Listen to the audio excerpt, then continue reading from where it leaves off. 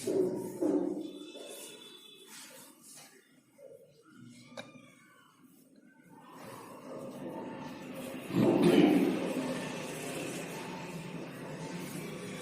الحمد لله نحمده ونستعينه ونستغفره ونعوذ بالله من شرور أنفسنا ومن سيئات أعمالنا من يهده الله فلا مضل له ومن يضلل فلا هادي له وأشهد أن لا إله إلا الله وحده لا شريك له وأشهد أن محمدا عبده ورسوله أما بعد فإن خير الحديث كتاب الله وخير الهدي هدي محمد صلى الله عليه وسلم وشر الأمور محدثاتها وكل محدثة بدعة وكل بدعة ضلالة وكل ضلالة في النار. أعوذ بالله من الشيطان الرجيم. بسم الله الرحمن الرحيم. يا أيها الذين آمنوا اتقوا الله حق تقاته ولا تموتن إلا وأنتم مسلمون.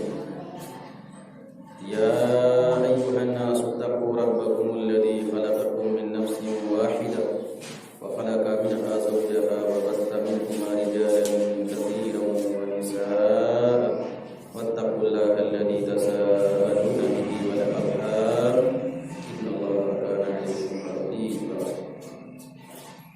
يا أيها الذين آمنوا اتقوا الله وقولوا قولا سديدا يصلح لكم أعمالكم ويغفر لكم ذنوبكم ومن يطع الله ورسوله فقد فاز فوزا عظيما. بسم الله الرحمن الرحيم. إن عدة شهور عند الله 12 شهرا في كتاب الله يوم خلق السماوات والأرض منها 4 حرم ذلك الدين القيم فلا تظلموا فيهن أنفسكم. رب اشرح لي صدري ويسر لي أمري واحلل عقدة من لساني يفقهوا قولي. ربي زدني علما ربي زدني علما ربي زدني علما. تمام قسم کی تعریفات وحدہ لا شریک خالق کائنات مالک ارض و سما کے لیے ہیں، اور لاکھوں کروڑوں درود و سلام ہو اس ہستی اقدس و مقدس پر جن کا نام نامی اسم گرامی محمد اکرم صلی اللہ علیہ وسلم وہ ذاتی مقدسہ مبارکہ طاہرہ کہ رب العزت نے جنہیں رحمت کائنات بنا کر بھیجا اور جن کے ذریعے اہل کائنات کی ہدایت اور ان کی رہبری کا بندوبست فرمایا. محمد رسول اللہ صلی اللہ علیہ وسلم اس دنیا میں اللہ کے آخری نبی آخری رسول بنا کر مبعوث کیے گئے، جنہوں نے دنیائی انسانیت کے سامنے ایک مکمل نظام زندگی اور ایک مکمل نظام حیات پیش کیا ہے. قرآن نے اسے اسلام سے تعبیر کیا ہے. ان الدین عند اللہ الاسلام. اللہ رب العالمین کے نزدیک دین صرف اسلام ہے، اور اسلام کے علاوہ جو بھی دین اور مذہب اس دنیا میں پایا جاتا ہے اللہ رب العالمین کے نظر اور درجہ حاصل ہے. محمد رسول اللہ صلی اللہ علیہ وسلم کے نبی بننے کے بعد اب تمام انسانوں کے لیے ضروری ہے کہ ان کی لائی ہوئی شریعت کے مطابق زندگی گزارے، ان کے اوپر ایمان لائے، اور زندگی کے ہر شعبے میں محمد رسول اللہ صلی اللہ علیہ وسلم کو اپنا آئیڈیل اور نمونہ تسلیم کرے. جو شخص ایسا کرے گا ان کے لیے کامیابی ہے، کامرانی ہے، دنیا میں بھی اور آخرت میں بھی. اور جو شخص ایسے ہٹ کر زندگی گزارے گا ان کے لیے ناکامی ہے، بربادی ہے، ہلاکت و بربادی ہے، دنیا میں بھی اور آخرت میں. قرآن کریم سے جو آیت پڑھی گئی ہے انشاءاللہ تعالیٰ اسی کے ضمن میں گفتگو ہوگی. آپ کو معلوم ہونا چاہیے کہ یہ جو مہینہ چل رہا ہے یہ عربی کا مہینہ، عربی کے حساب سے یہ رجب کا مہینہ ہے. یہ رجب کا مہینہ اسلامی سال کا پہلا مہینہ محرم کا ہوتا ہے، اور اسلامی سال کا آخری مہینہ ذی الحجہ کا ہوتا ہے، جس میں ہم اور آپ قربانی کرتے ہیں. اور یہ مہینہ جو ابھی چل رہا ہے یہ رجب کا مہینہ ہے. اس کے بعد آنے والا جو مہینہ ہے وہ شعبان کا مہینہ ہے، اور پھر شعبان کے بعد پھر رمضان کا مہینہ شروع ہونے والا ہے. تو آج رجب کی 14 تاریخ ہے، رجب کی 14 تاریخ ہے اور 1443 ہجری چل رہی ہے۔ رجب کے مہینے کے تعلق سے کچھ باتیں ہیں۔ اسلام کے ماننے والے کچھ لوگوں نے رجب کے مہینے میں کچھ غلط کام، بدعات جن کو ہم کہہ سکتے ہیں، اس مہینے میں بھی لوگوں نے رواج دیا ہے۔ کون کون سی بدعتیں ہیں انشاءاللہ تعالی آج کے خطبے میں اسے واضح کرنے کی کوشش کی جائے گی۔ آئیے سب سے پہلے قرآن کریم کی آیت کا ترجمہ ہم سنتے ہیں، پھر اس کے بعد ہم آگے سمجھنے کی کوشش کرتے ہیں۔ اللہ رب العالمین بیان فرماتا ہے ان عدت الشہور عند اللہ 12 شہرا فی کتاب اللہ۔ اللہ رب العالمین کے نزدیک لوح محفوظ میں مہینوں کی گنتی 12 ہے۔ اللہ رب العالمین کے نزدیک لوح محفوظ میں مہینوں کی گنتی 12 ہے۔ یوم خلق السماوات والارض، یہ گنتی اسی دن سے ہے جس دن اللہ رب العالمین نے زمین و آسمان کو پیدا کیا۔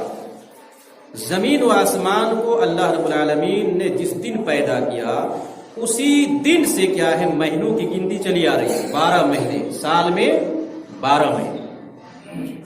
ذالک الدین القیم، یہی مضبوط دین ہے۔ فلا تظلموا فیہن انفسکم، تم ان مہینوں میں ظلم ستم نہ کرو۔ ان مہینوں میں یوم خلق السماوات والارض منہا 4 حرم، یہ چھوٹ گیا تھا۔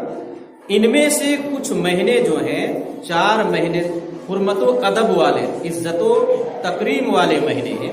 ذالک الدین القیم، یہی مضبوط دین ہے۔ فلا تظلموا فیہن انفسکم، تم اپنے آپ پر ان مہینوں میں ظلم نہ کرو۔ یہ قرآن کریم کی آیت کا ترجمہ ہے جو آپ کے سامنے پیش کیا گیا۔ ان عدت الشہور عند اللہ 12 شہرا فی کتاب اللہ، اللہ رب العالمین کے نزدیک لوح محفوظ میں مہینوں کی گنتی 12 ہے۔ یہ اسی دن سے ہے جس دن اللہ رب العالمین نے زمین و آسمان کو پیدا کیا۔ ان 12 مہینوں میں سے 4 مہینے حرمت و ادب والے ہیں اور یہی مضبوط دین ہے۔ ان میں تم اپنے آپ پر ظلم نہ کرو، ان میں تم اپنے آپ پر ظلم نہ کرو۔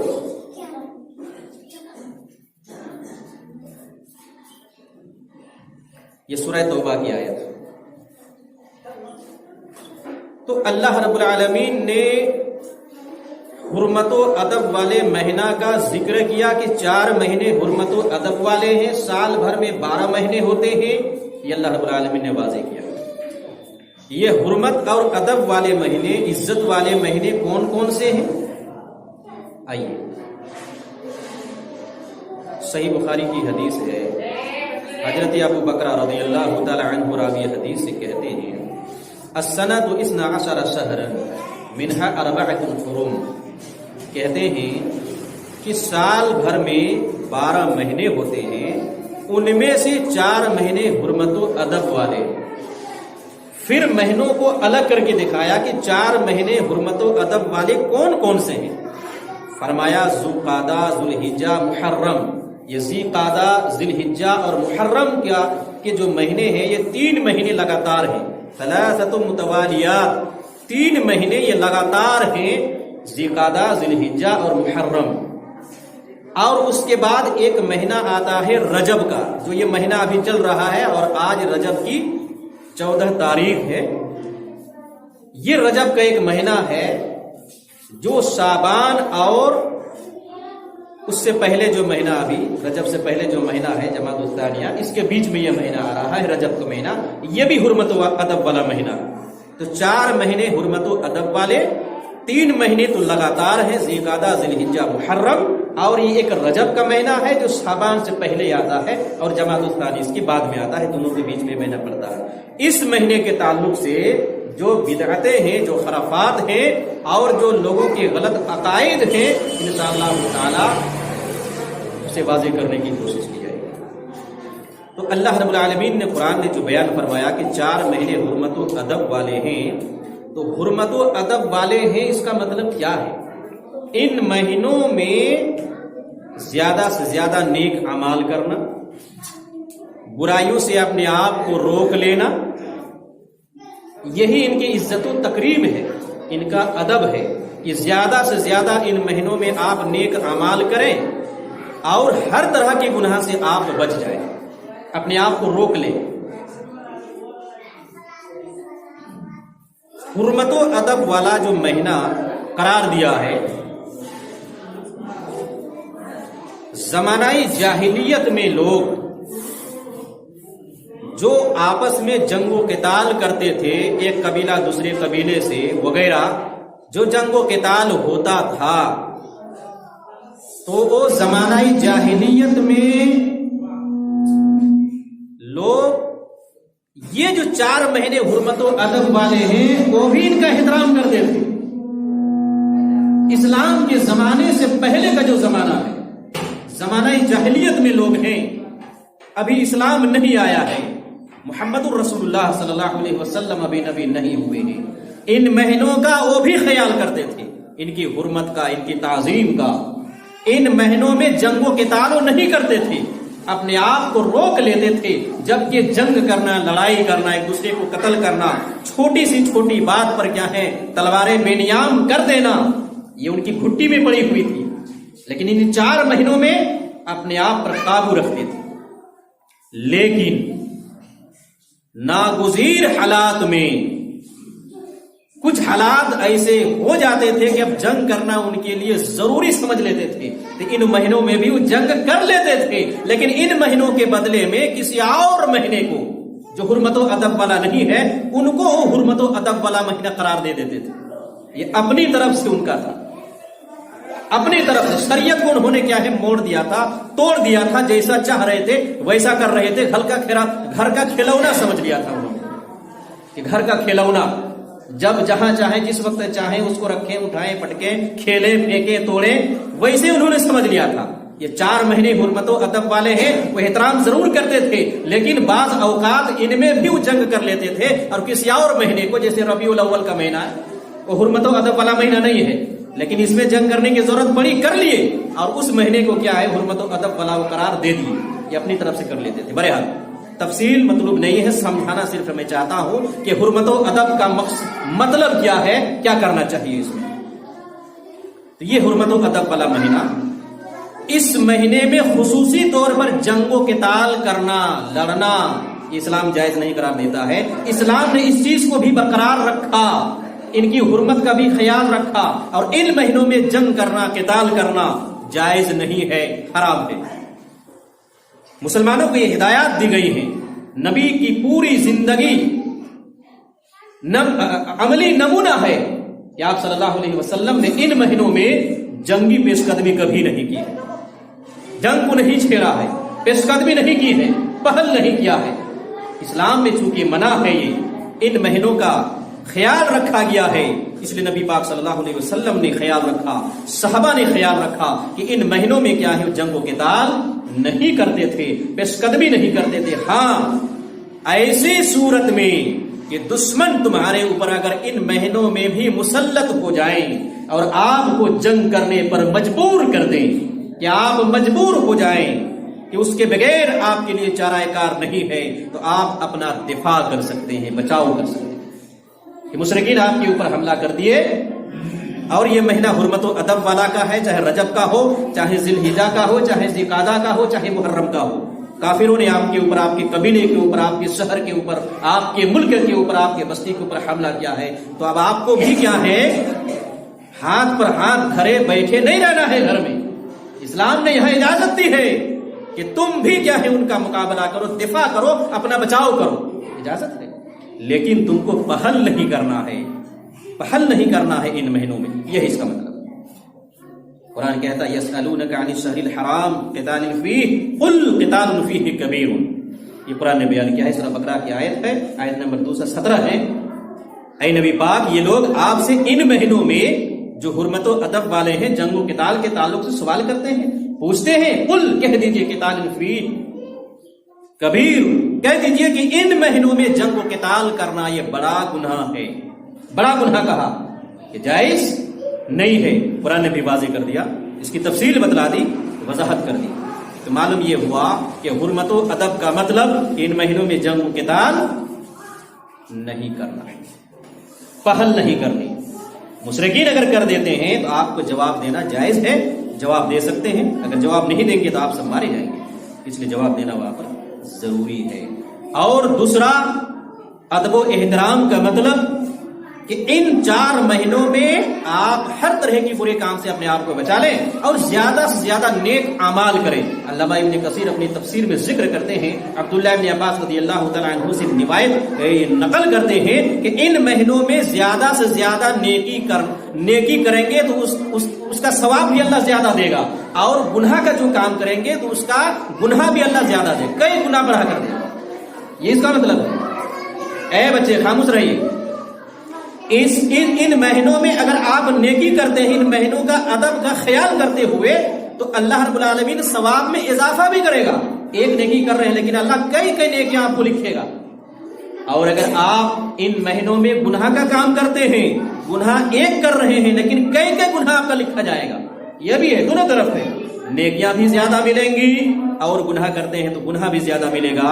اس لیے ان 4 مہینوں میں گناہوں کے کام سے اپنے آپ کو آپ بچا لیں. ایسے تو ہر دن، ہر مہینے، ہر سیکنڈ گناہ کا کام کیا ہے؟ حرام دو سے بچنا ہے، لیکن ان مہینوں میں زیادہ بچنا ہے، یہ مقصود ہے.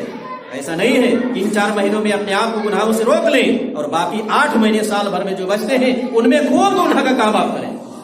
ایسا نہیں ہے. تو یہ ہے رجب کا مہینہ. اس مہینے میں کچھ بدعتیں ہیں، ان کا ذکر کیا جائے گا انشاءاللہ تعالی. رجب کے مہینے کو رجب، اس میں کچھ ان لوگوں نے زمانہ جاہلیت میں کچھ چیزیں ایجاد کر لی تھیں کہ اس مہینے میں بتوں کے نام پر کچھ جانور ذبح کرتے تھے. اس لیے اس مہینے کو رجب کہا جاتا ہے. رسم رجبیہ، ایک رسم انہوں نے ایجاد کر لی. بخاری کی حدیث سے اللہ کے رسول صلی اللہ علیہ وسلم بیان کرتے ہیں، لا فرع ولا عتیرہ. اسلام میں کوئی فرع نہیں ہے، کوئی عتیرہ نہیں ہے. فرع اور عتیرہ کیا ہے؟ آئیے سمجھتے ہیں. فرع اصل میں کہتے ہیں اونٹ، گائے، بکری کا جو پہلا بچہ ہوتا ہے، اس کو زمانہ جاہلیت میں لوگ اپنے بتوں کے نام پر ذبح کرتے تھے. اونٹ، گائے، بکری کا جو بھی پہلا بچہ ہوتا تھا اپنے بتوں کے نام پر لوگ ذبح کر دیتے تھے. اس کو فرع کہا. اسلام نے اس چیز کو حرام قرار دیا. شرک ہے، شرک اکبر ہے. پھر رجب کے مہینے میں، جو یہ مہینہ ابھی چل رہا ہے، اس مہینے میں بتوں کے نام پر جانور ذبح کرتے تھے. اس مہینے کی عزت کے لیے، ان کی تقریب کے لیے، ان کے ادب و احترام کے لیے اس مہینے میں اپنے بتوں کے نام پر، جن کی وہ پوجا کرتے تھے، عبادت کرتے تھے، ان کے نام پر مخصوص جانور ذبح کرتے تھے. اس کو عتیرہ اسلام نے کہا ہے. اس لیے اللہ کے رسول نے کہا کہ لا فرع ولا عتیرہ. اسلام میں نہ تو فرع جائز ہے اور نہ تو عتیرہ جائز ہے. یہ حرام ہے، شرک ہے. ایسا کرنے والا آدمی ملت اسلامیہ سے خارج ہو جاتا ہے کہ غیر اللہ کے نام پر رجب کے مہینے میں، چاہے کسی بھی مہینے میں وہ ذبح کرے، چاہے جائے کہ رجب کو خاص کر لے، رمضان کے مہینے کو خاص کر لے. حرام ہے، شرک ہے. ایسا کرنے والا آدمی دین اسلام سے نکل جاتا ہے. اللہ پر ایمان ختم ہو جاتا ہے، ایمانی ختم ہو جاتا ہے، مشرک ہو گیا، وہ کافر ہو گیا. اس لیے اللہ کے رسول نے کہا کہ لا فرع ولا عتیرہ. اسلام میں کوئی فرع نہیں اور کوئی عتیرہ نہیں. فرع کے معنی سمجھا دیے کہ جو بھی کیا ہے جانور آپ کے پاس ہے، اونٹ، گائے، بکری وغیرہ جو کھاتے ہیں، ان کا پہلا بچہ کیا ہے بتوں کے نام پر ذبح کرتے ہیں ان کی تعظیم کے لیے. شرک ہے، حرام ہے. یا اسی طرح سے رجب کے مہینے میں کیا ہے اپنے جانور کو بتوں کے نام پر ذبح کرنا، یہ حرام ہے، جائز اور درست نہیں ہے. چنانچہ اللہ رب العالمین بیان فرماتا ہے، سورہ مائدہ کی آیت ہے، آیت نمبر 3 ہے، حرمت علیکم المیتۃ والدم ولحم الخنزیر وما اہل لغیر اللہ بہ والمنخنقۃ والموقوذۃ والمتردیۃ والنطیحۃ وما اکل السبع الا ما ذکیتم. قرآن نے کئی چیزوں کو اس میں حرام قرار دیا ہے. آئیے سنتے ہیں ایک ایک کر کے. حرمت علیکم المیتۃ، تمہارے اوپر مردہ جانور حرام ہیں. مردہ جانور جن کو تم کھاتے ہو حلال ہے، جو وہ جانور مر گئے ہیں تمہارے اوپر حرام نہیں کھا سکتے. حرمت علیکم المیتۃ والدم، بہتا ہوا خون، جانور آپ نے ذبح کیا جو حلال جانور ہیں، وہ جو خون اس کا جو بہتا ہوا نکلا وہ خون تمہارے لیے حرام ہے. حرمت علیکم المیتۃ والدم ولحم الخنزیر، سور کا گوشت تمہارے اوپر حرام کر دیا گیا ہے.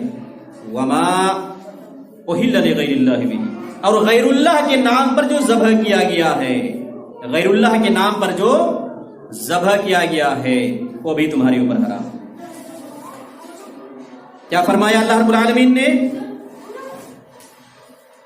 میتا، مردہ جانور، بہتا ہوا خون اور خنزیر کا گوشت اور غیر اللہ کے نام پر ذبح کیے ہوئے جانور یہ سب حرام ہیں. والمنخنقۃ، جو جانور گلا گھٹ کر مر جائے، یا آپ نے گلا دبا کر ان کو مار دیا، مر گیا، وہ بھی حرام ہے تمہارے لیے. والموقوذۃ، جو جانور چوٹ لگے کسی چیز میں اور وہ مر جائے چوٹ لگنے کی وجہ سے، وہ بھی حرام ہے، نہیں کھا سکتے. والمتردیۃ، جو جانور کسی اونچی جگہ سے گر کر مر جائے وہ بھی تمہارے لیے حرام ہے، نہیں کھا سکتے. والنطیحہ، اور جو جانور سینگ لگنے کی وجہ سے مر جائے، کسی جانور نے کسی جانور کو سینگ مار دیا، وہ مر گیا اسی میں، وہ تمہارے لیے حرام ہے، نہیں کھا سکتے ہو. یہ قرآن نے. وما اکل السبع، اور درندے جن جانوروں کو پھاڑ کھائیں وہ بھی تم نہیں کھا سکتے، تمہارے لیے حرام ہے. الا ما ذکیتم، مگر یہ کہ مرنے سے پہلے تم نے ان کو ذبح کر لیا تو پھر ایسی صورت میں تمہارے لیے وہ جائز ہے. مرنے سے پہلے اگر آپ نے ذبح کر لیا تو جائز ہے، ورنہ چیر پھاڑ کر انہوں نے کیا ہے، درندوں نے کیا کھا لیا ہے، وہ آپ کے لیے حرام ہے. اگرچہ حلال جانور ہے لیکن ایسی پوزیشن میں وہ حرام ہو گیا ہے، اس لیے کیا ہے، آپ کا کھانا جائز نہیں ہے. وما ذبح علی النصب، اور آستھانوں پر جن جانوروں کو ذبح کیا گیا ہے وہ بھی تمہارے اوپر حرام ہے. وان تستقسموا بالازلام، اور قسمت آزمائی کے لیے جو پانسے نکالتے ہیں، تیر آزمائی کرتے ہیں، جیسے کہ اس کی تفصیل کر کے میں نکلتا ہوں، پانسوں کے ذریعے سے جو قسمت آزمائی کرتے ہیں وہ بھی تمہارے لیے کیا ہے، حرام ہے. ذالک فسق، یہ سب جو گنایا گیا ہے اس آیت میں 11 چیزوں کو اللہ رب العالمین نے حرام قرار دیا ہے، یہ گناہ کے کام. ذالکم فسق، یہ گناہ کے کام ہے، بڑے گناہوں میں سے. کچھ تو کبیرہ گناہ، کچھ شرک وغیرہ، ان چیزوں کو اللہ رب العالمین نے اس میں واضح کیا ہے. بہرحال قرآن نے جو یہاں پر ذکر کیا ہے، ما اہل لغیر اللہ بہ اور وما ذبح علی النصب، دو چیزوں کا ذکر کیا ہے، وہ میں آپ کے سامنے واضح کرنا چاہتا ہوں. غیر اللہ کے نام پر جو جانور ذبح کیا جائے وہ حرام ہے، اور اسی طرح سے جن جانوروں کو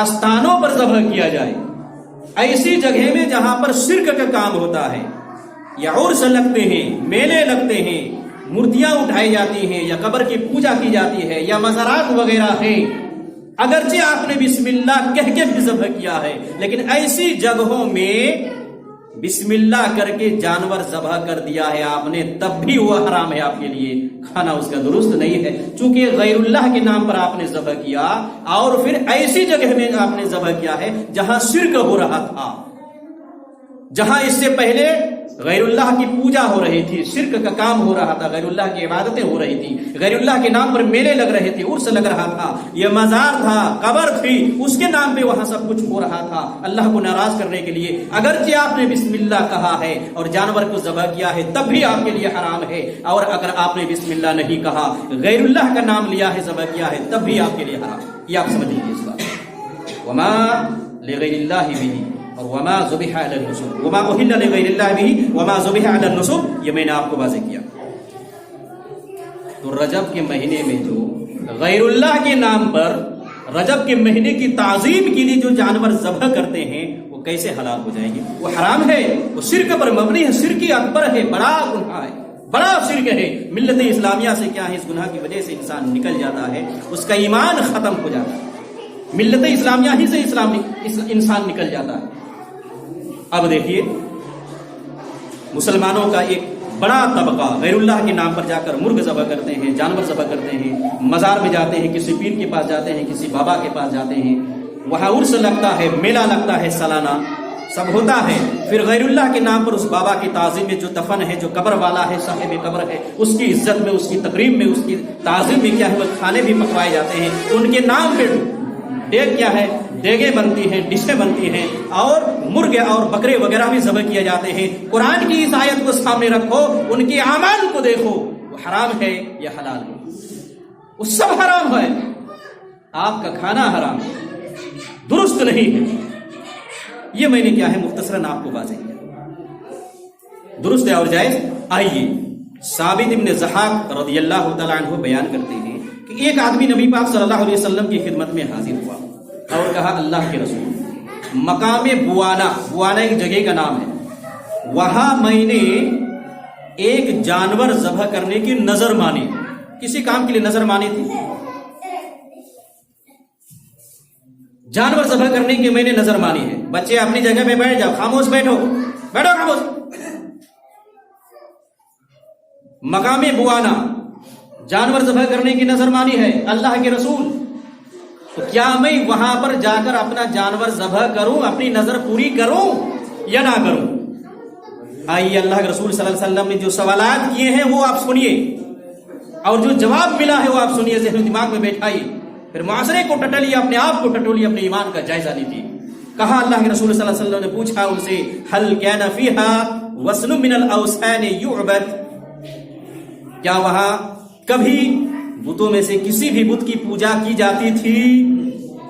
किसी भी बुत की पूजा की जाती थी, किसी मूर्ति की कभी भी पूजा की जाती थी मकाम बुआना में? सहाबी रसूल ने कहा कि नहीं। दूसरा सवाल अल्लाह के रसूल सल्लल्लाहु अलैहि वसल्लम ने बयान किया, उनके सामने पूछा उनसे, हल कैन फीहा ईदुम मिन आयादिहिम, क्या कभी भी वहां पर कोई जश्न, कोई ईद, कोई उर्स, कोई मेला, ये सब लगता था? कभी भी जहां आप अपने जानवर को ज़ब्ह करना चाहते हैं, आपने नजर मानी है, कभी किसी गैरुल्लाह की पूजा होती थी, किसी बुत वगैरह की? या जवाब मिला कि नहीं। या वहां कोई क्या है, कभी किसी जमाने में लोग जश्न मनाते थे, वहां मेला लगाते थे, ईद मनाते थे, भीड़ भाड़ होती थी वगैरह, ये सब होता था? सहाबी रसूल ने कहा कि नहीं। दोनों का जवाब मिला नहीं। तब अल्लाह के रसूल सल्लल्लाहु अलैहि वसल्लम ने कहा, औफी, जो गार्जियन अपने बच्चे को लेकर आते हैं, अपने पास बैठा कर उनको रखें। बच्चे बाजार लगाए हुए हैं बाहर, या तो ऐसे बच्चों को आप घर पे छोड़कर आए, मत लाए मस्जिद।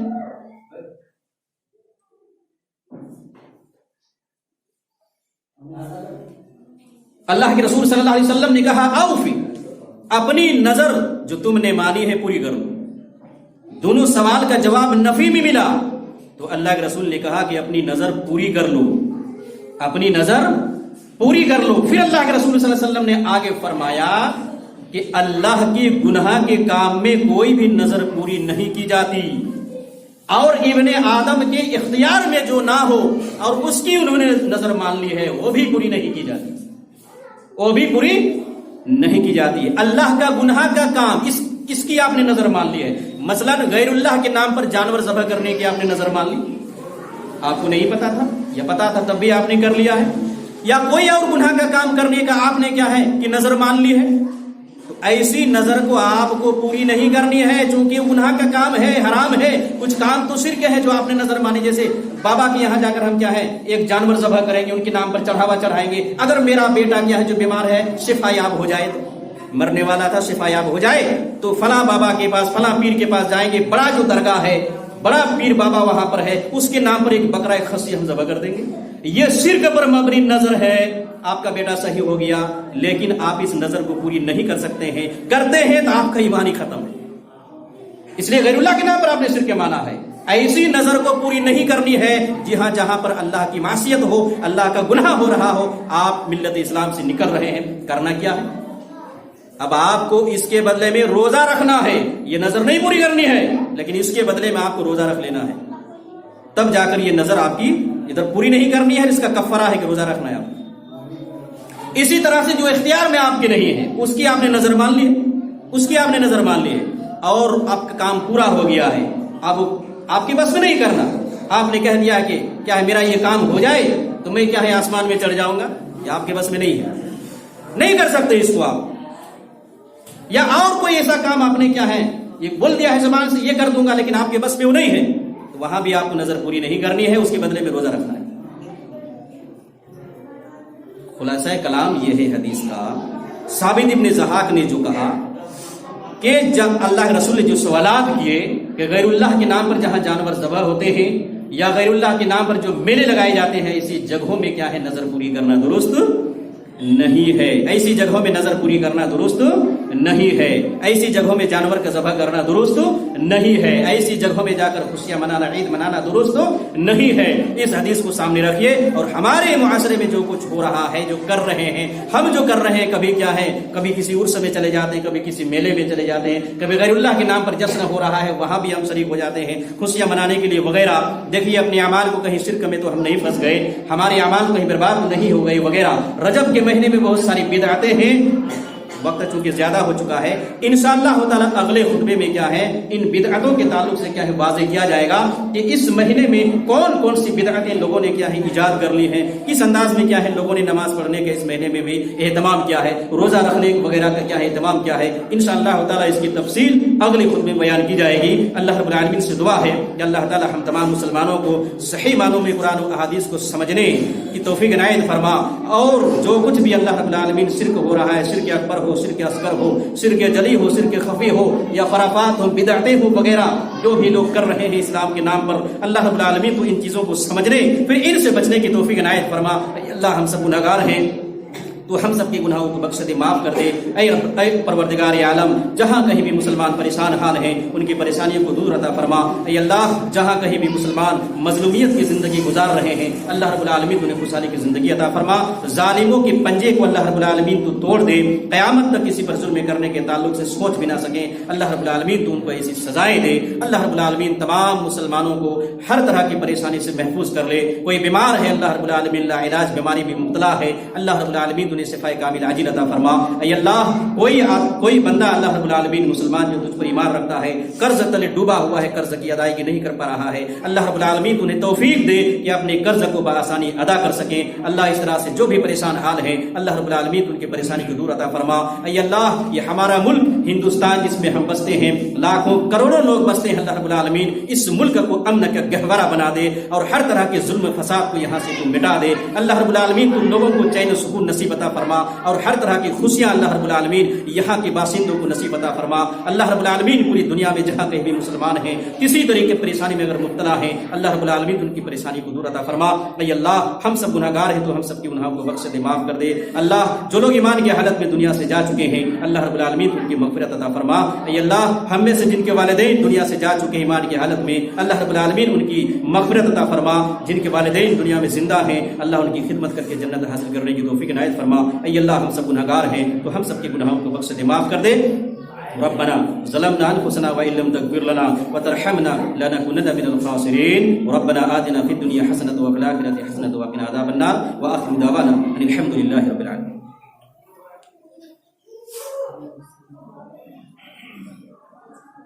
ان الحمد لله نحمده ونستعينه ونستغفره ونعوذ بالله من شرور انفسنا ومن سيئات اعمالنا من يهده الله فلا مضل له ومن يضلل فلا هادي له واشهد ان لا اله الا الله وحده لا شريك له واشهد ان محمدا عبده ورسوله اما بعد اعوذ بالله من الشيطان الرجيم بسم الله الرحمن الرحيم يا ايها الذين امنوا صلوا عليه وسلموا تسليما اللهم صل على محمد وعلى ال محمد كما صليت على ابراهيم وعلى ال ابراهيم انك حميد مجيد اللهم بارك على محمد وعلى ال محمد كما باركت على ابراهيم وعلى ال ابراهيم انك حميد مجيد ان الله يأمركم بالعدل والاحسان وايتاء ذي القربى وينهى عن الفحشاء والمنكر والبغي يعظكم لعلكم تذكرون ولذكر الله تعالى اعلى واولو وزل وتم